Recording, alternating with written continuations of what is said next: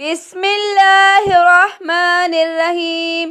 حضرت ابو سعید خدری رضی اللہ تعالیٰ عنہ بیان کرتی ہے کہ رسول اللہ صلی اللہ علیہ وآلہ وسلم نے ارشاد فرمایا، حضرت موسیٰ علیہ السلام نے عرض کیا، پروردگار مجھے کوئی ایسی چیز سکھا دے جس کے ساتھ میں تیرا ذکر کیا کروں یا میں اس کے ساتھ تجھ سے دعا کیا کروں۔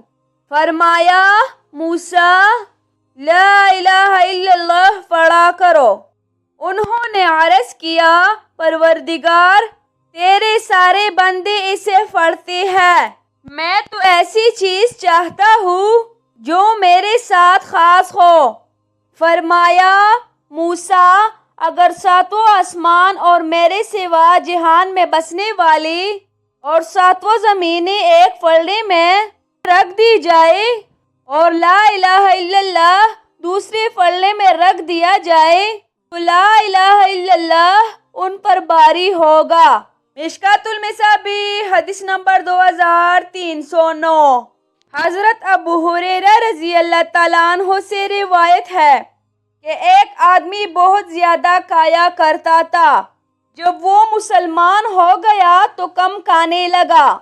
نبی اکرم صلی اللہ علیہ وآلہ وسلم سے اس کا ذکر کیا گیا تو آپ صلی اللہ علیہ وآلہ وسلم نے فرمایا، مومن ایک آنت میں کھاتا ہے جبکہ کافر 7 آنتوں میں کھاتا ہے۔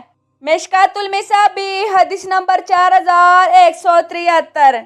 حضرت ابو ہریرہ رضی اللہ تعالیٰ عنہ بیان کرتے ہیں، رسول اللہ صلی اللہ علیہ وآلہ وسلم نے فرمایا، دنیا مومن کے لیے قید خانہ جبکہ کافر کے لیے جنت ہے۔ مشکوٰۃ المصابیح حدیث نمبر 5158۔